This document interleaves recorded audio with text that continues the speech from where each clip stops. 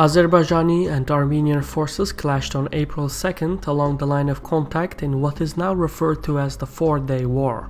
Dozens on both sides were killed. The skirmish marks the most violent incident since the implementation of the 1994 Bishkek Protocol and its ceasefire agreement. In any conflict, truth is the first casualty, and the fog of war makes it hard to sort out truth from propaganda. The situation in Karabakh is especially murky because there are so few objective observers. To put things in perspective, the OSCE monitoring mission in eastern Ukraine has nearly 700 monitors. Even in neighboring conflict areas such as South Ossetia and Abkhazia, there are 200 monitors. However, in Karabakh, the OSCE only has a handful of observers, meaning any event in the Karabakh conflict is subject to the nationalist propaganda by the authorities in Yerevan and Baku. In this report, we will explain the latest skirmish and how they are tied to the ongoing negotiations. And even though I am from Azerbaijan, the content of this report is based on recognized facts. My name is Yerevan and welcome to Caspian Report. For more information on the channel, visit our Patreon page. The latest skirmish between Armenian and Azerbaijani forces must be taken within the context of the Karabakh conflict. Thus, we must first clarify the background and circumstances of the conflict. Relations between Azerbaijanis and Armenians were not always hostile. Both communities lived and worked side by side during the Soviet era. In fact, there was real friendship and trust between the two communities. But in the final years of the Soviet Union, tensions reached a boiling point and war broke out over Karabakh in southwest Azerbaijan. This small region is recognized as part of Azerbaijan by the international community. However, this is disputed by neighboring Armenia due to the fact that there is an Armenian majority in Nagorno-Karabakh, which is an even smaller region within Karabakh. It's a confusing situation, but basically, following the Russian Civil War, Armenia and Azerbaijan became independent nations. Most of the international community had recognized Karabakh as part of Azerbaijan. So when the Red Army emerged victorious from the Civil War, the Soviet Union conquered the Caucasus, and at the request of the authorities in Yerevan, the Soviets assessed whether or not Karabakh should be transferred from Azerbaijan to Armenia. Then in 1921, Stalin decided that Karabakh should remain part of Azerbaijan. However, as a compromise, Stalin created the Nagorno-Karabakh autonomous region within the sovereignty of Azerbaijan. What's more is that Stalin designed the borders of Nagorno-Karabakh specifically to establish an Armenian majority population, as the surrounding area was mostly populated by Azerbaijanis. The Soviet leadership created many similar autonomous regions in an effort to maintain a power balance in the multicultural Soviet Union.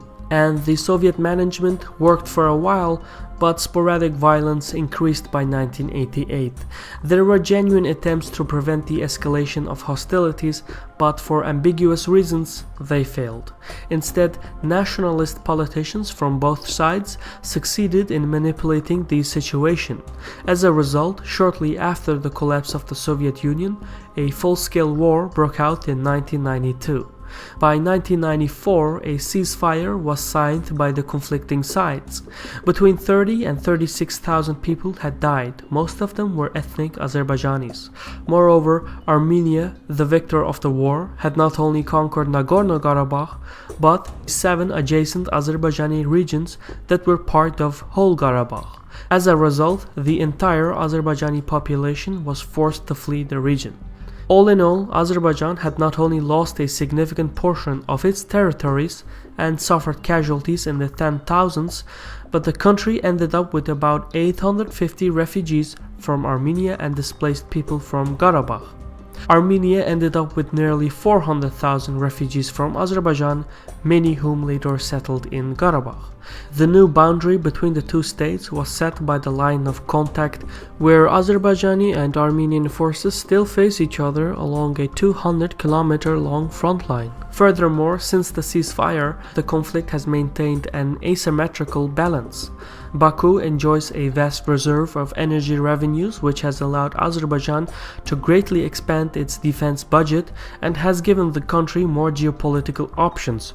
Furthermore, Azerbaijan has close diplomatic relations with Russia, yet the country also follows a pro-Western energy policy, and neighboring Georgia and Turkey also cooperate closely with Azerbaijan.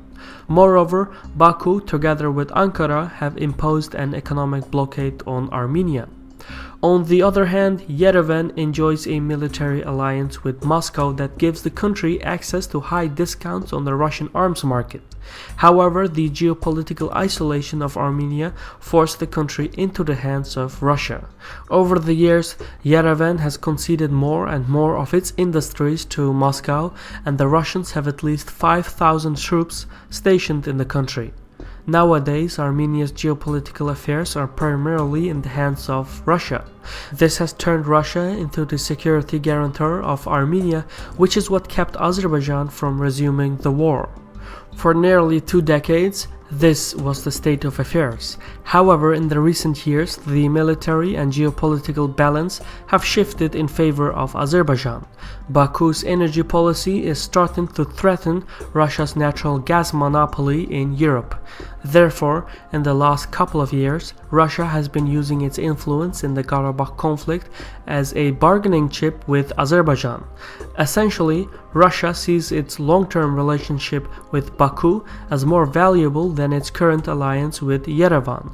This is most noticeable in the Russian arms supply to Azerbaijan.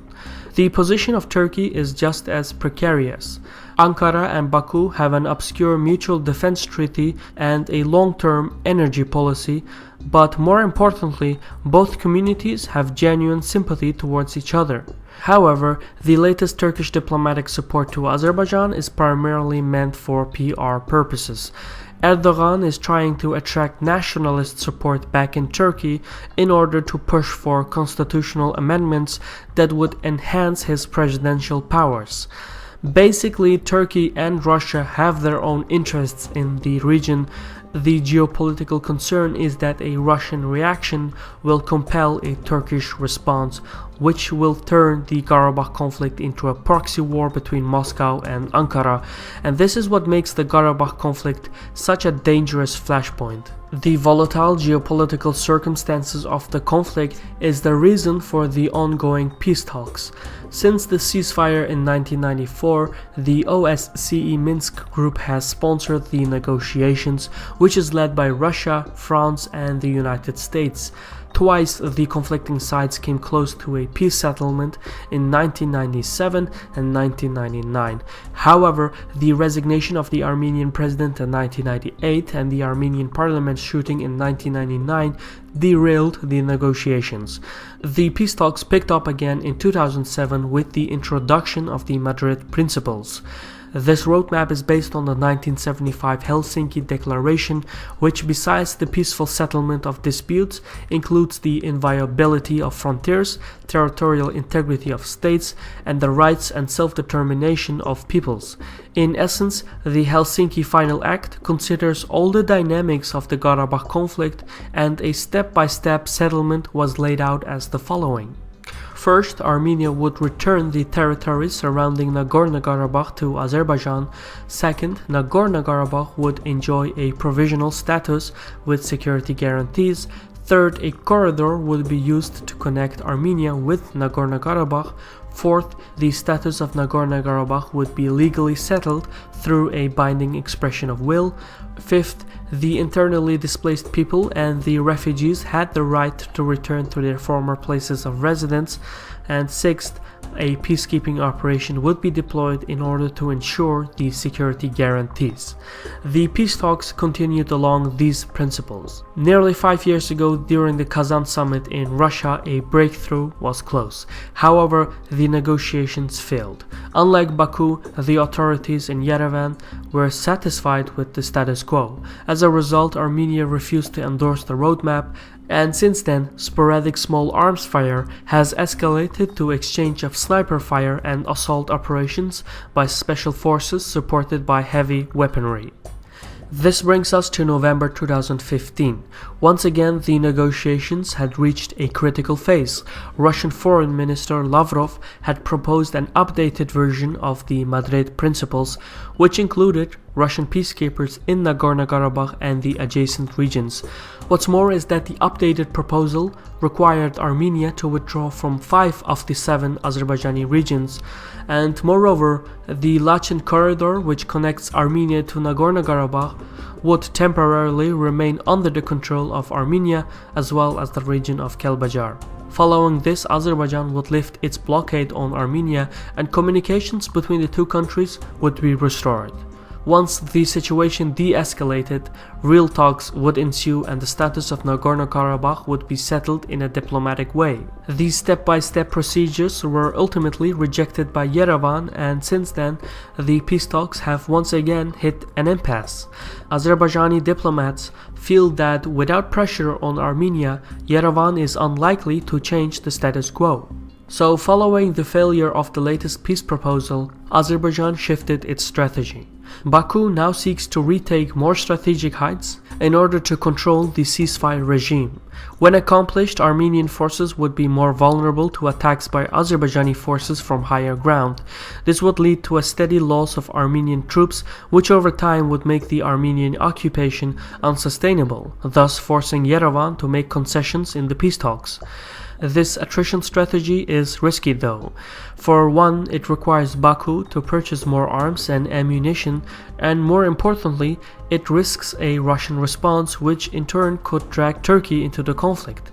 Thus, to prevent a larger confrontation, Azerbaijan conducts localized assaults. What's more is that since Karabakh is recognized as Azerbaijani territory, as long as the fighting remains in that region, Armenia does not have the legal right to appeal to Russia for military aid. In essence, Azerbaijan conducts small-scale operations to seize strategic heights. Baku wants to avoid large-scale mobilization of its forces, which would tip off Yerevan, so Azerbaijan focuses on localized operations. These local skirmishes are meant to be short and limited in order to keep the Russians out of the conflict, yet they are effective enough to build enough pressure on Armenia. There is no guarantee that this strategy will work, yet for all its disadvantages, Azerbaijan, after spending 2 decades on the peace talks, feels it has no other choice. Essentially, this is what happened during the April skirmish. The details concerning the clash are sketchy, but we do know a number of things. Armenia's land-based air defenses limited the operations of Azerbaijani air forces in the battle space. As a result, Azerbaijani forces relied on their arsenal of UAVs and low-flying helicopter gunships. Even though Baku was able to gain the upper hand over the airspace of the battle zone, it came at a heavy cost. Several drones as well as a helicopter were lost. Usually in war, when there is no clear air supremacy by either side, the military leadership tends to push forth the land forces. However, during the April skirmish, Armenian and Azerbaijani armored vehicles were slowed down by the rough terrain. Following this, both armies relied heavily on artillery support. Tube and rocket artillery systems became the most important tools during the fight, and it was used to destroy the enemy defenses and supply lines. The outcome was heavy casualties on both sides, with Azerbaijani forces gaining a number of strategic points and heights. One example is Azerbaijan's capture of the trench system in Lale Tepe. This strategic point provides the controller with an advantageous view of at least 1 kilometer of flat terrain, meaning since Azerbaijani troops now control it, Armenian forces will have to retreat beyond that distance of 1 kilometer. This fits well into Azerbaijan's new strategy, which we explained earlier. The names and locations of other captured posts are yet to be released, however the cost of the operation was high. Officially, Azerbaijan lost 31 troops, while Armenia lost 88. However, for PR purposes, both sides are covering up the real number of casualties. It is estimated that Azerbaijan lost 93 soldiers and Armenia lost much more than the official 88. These numbers will increase as time goes by. Shortly following the skirmish, Top Russian officials visited Yerevan and Baku, and during the meeting, Moscow once more proposed the latest updated version of the Madrid Principles as a solution to the conflict.